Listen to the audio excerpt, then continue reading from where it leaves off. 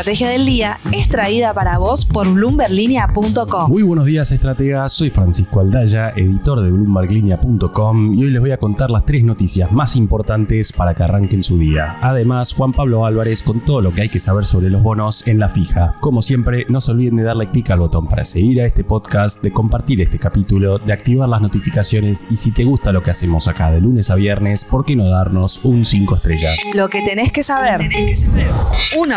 Hoy tenemos en el podcast a una invitada especial, Railí Luján, que es colaboradora de Bloomberg Línea en Caracas. Railí, contanos por favor qué pasó ayer en la histórica jornada electoral que vivió Venezuela. Sí, 6 horas después de que hayan cerrado los centros electorales en Venezuela, el presidente del Consejo Nacional Electoral venezolano, Elvis Amoroso, anunció que Nicolás Maduro había obtenido el 51% de los votos, esto con el 80% de las actas escrutadas. Sin embargo, desde la oposición venezolana se rechazaron los resultados y la líder opositora María Corina Machado junto al candidato de la Plataforma Unitaria Democrática Edmundo González Urrutia aseguraron que tenían el 40% de las actas escrutadas, que sería el mismo dato que manejaba el CNE.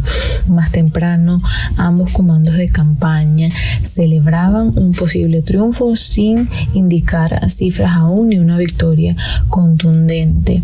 Pero en las redes sociales vimos una revolución por parte de los testigos y miembros de mesa que comenzaron a compartir estas actas ya impresas que daban un número favorecedor a Edmundo González Urrutia con una ventaja bastante significativa, tal como se había evidenciado en las encuestas durante los últimos días, durante las últimas semanas. Desde la comunidad internacional, algunos países se pronunciaron en altas horas de la noche. Chile desconoció el resultado, Argentina igualmente, Costa Rica, Uruguay. Se espera el pronunciamiento de Brasil y Colombia, mientras que Nicolás Maduro aseguró que recibe el respaldo de Bolivia, Nicaragua, Cuba y Rusia. Estos próximos días, desde la oposición se estarán anunciando algunas medidas y acciones para defender los votos como ellos lo han indicado y para constatar con las actas los resultados reales. 2. La semana pasada el Banco Central sorprendió al mercado con el anuncio de la agilización de las importaciones y la relajación del cepo para exportadores de servicios y beneficiarios de planes sociales. Junto con la esterilización de pesos en el contado con liqui por la venta de dólares del Banco Central, el tiempo dirá si el gobierno logra achicar la brecha desde el 40% donde cerró la semana pasada. Pero lo cierto es que no todos están viendo un gran atraso cambiario cuando observan al dólar oficial mayorista. Por lo pronto, la consultora Ecomviews de Miguel Kigel sugiere que un tipo de cambio más apreciado es lo que sería lógico esperar en un contexto económico en el que las cosas salen bien. Es decir, superávit comercial, superávit fiscal, baja de la inflación y bajo endeudamiento neto en dólares. Nunca fuimos fundamentalistas del tipo de cambio ni lo seremos ahora, pero el tipo de cambio apreciado es un mal necesario cuando te va muy bien. Es decir, que si en el futuro hacemos todas las reformas micro e institucionales, se aumenta la productividad y la inversión florece, nos merecemos un dólar barato. Así lo afirmaron desde la consultora, que sí reconoció a la vez que esto podría implicar cada vez más problemas de competitividad para los productos argentinos en el exterior. 3. El presidente Javier Milei dijo en Francia el viernes que Argentina seguramente alcance un nuevo acuerdo para reformular el programa con el FMI este mismo año. La respuesta que dio el presidente al periodista de Bloomberg News fue de una sola palabra, seguramente, pero generó mucha expectativa en el contexto actual de reservas netas negativas del Banco Central y más teniendo en cuenta lo que le está costando a Bausili y a Caputo comprar divisas cada día. Ese nuevo acuerdo con el fondo muy posiblemente incluya plata fresca, sean 4, 8 o 12 mil millones de dólares. Tener las reservas netas en territorio verde seguramente le calme los ánimos a los tenedores de bonos que esperan tanto la liberación del cepo como el repunte económico para ver que vaya mejorando la capacidad de pago del gobierno. Recordemos que como están las cosas, Argentina le debe unos 44 mil millones de dólares al fondo que debería devolver entre el 2026 y 2034.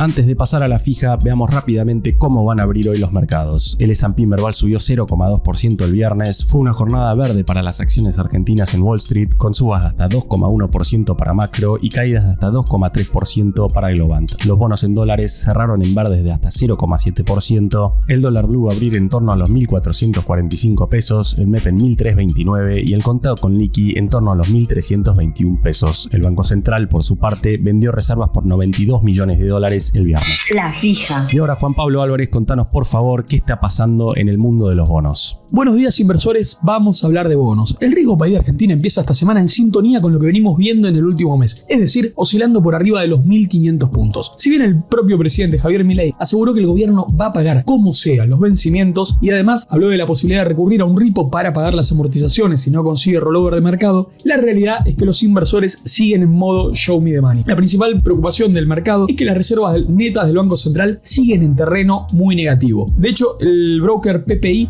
señaló el jueves que se ubican cerca de menos 6.500 millones de dólares. Además, por otra parte, la participación del Banco Central en el contado con liqui y en el MEP limita la acumulación de dólares. Veremos si esta semana los inversores encuentran algún catalizador que impulse al alza las cotizaciones. En lo que refiere al mercado de pesos, empezamos la semana pasada con la eliminación de los pases pasivos y su respectiva migración al EFI, y luego el día miércoles el gobierno levantó 4,43 billones de pesos en la última licitación, monto del cual el 84% provino del ECAP. Todo parece indicar que el mercado está comprando el plan de desinflación del gobierno y por eso apuesta a instrumentos a tasa, mientras que las letras SER vienen sufriendo presión a la baja en las últimas semanas. Dicho todo esto, vamos a hablar con un experto de mercado como nos gusta hacer en esta columna.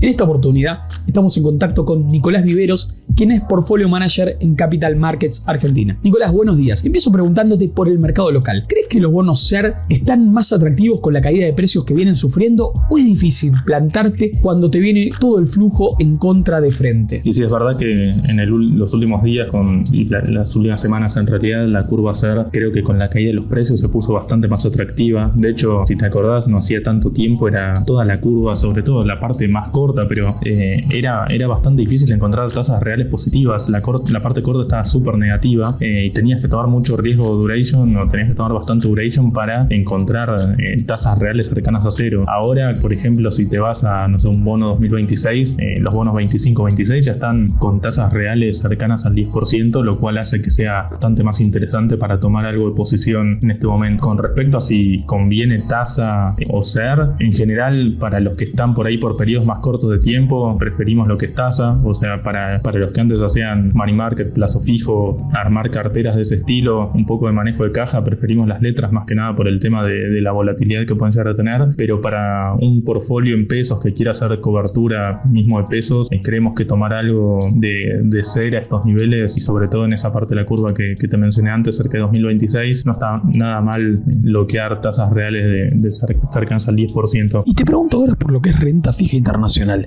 ¿En qué sectores ves oportunidades para quienes buscan alto rendimiento?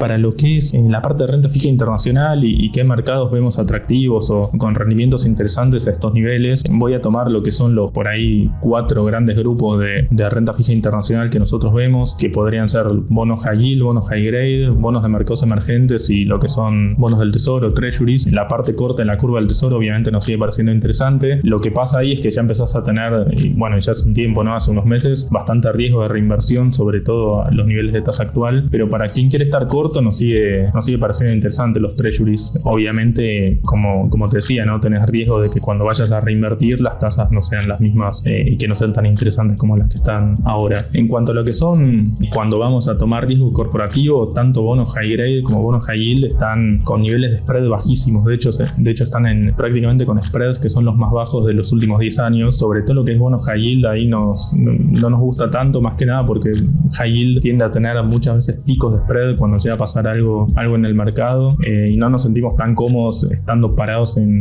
high yield en este momento, ¿no? Más que nada por eso, porque los spreads están muy comprimidos y vemos más riesgos de que los spreads vayan para arriba. En cuanto a lo que es high grade, sí, por ahí estamos un poco más cómodos, más que nada por el nivel de tasa subyacente o el nivel de tasa del tesoro, ¿no? Por ahí los spreads están bajos, pero se pueden encontrar compañías de bastante buena calidad con niveles de tasa que hace un par de años era difícil de encontrar, ¿no? De todas formas, también ahí los spreads spreads están muy comprimidos en niveles muy bajos, y lo que sí vemos por ahí un poco mejor son los bonos de mercados emergentes. Si miramos por ahí índices amplios de mercados emergentes, están rindiendo cerca del 8,5%, capaz un poquito menos, cercano al 8,5%, y son en general calidad de crédito que puede ser un poco mejor incluso que cuando uno toma riesgo por ahí de algún bono high yield corporativo. Entonces también cuando vemos los spreads están en niveles que no están tan apretados. Los flujos emergentes fueron muy malos desde 2022, entonces ahí hay algo de oportunidad de que ante una baja de tasas Estados Unidos pueda volver un poco de flujos emergentes y comprimir un poco más el spread partiendo de niveles de tasa que están elevados. Así que básicamente esos son los 4 grandes segmentos de renta fija que estamos viendo y cómo los estamos analizando. La frase del día. Antes de irnos, escuchemos lo que dijo la semana pasada Carlos Melconian en TN. No hay ninguna chance de que cuando se equipare el tipo de cambio de exportación blend con la importación sin impuesto país, que el dólar oficial no pegue un salto. ¿Cómo terminará el año la cuestión cambiaria? Esto fue un nuevo capítulo de la Estrategia del Día Argentina. Yo soy Francisco Aldaya, editor de Bloomberg Línea, y me puedes seguir en Twitter en @franaldaya. No se olviden de darle clic al botón para seguir a este podcast y a la campanita para que se enteren al instante cada vez que sale un capítulo de lunes a viernes. Espero que tengas una gran jornada productiva. Esto fue La Estrategia del Día Argentina, escrito y narrado por Francisco Aldaya. Producido por Arturo Luna y Daniela Hernández. Que tengas un día muy productivo.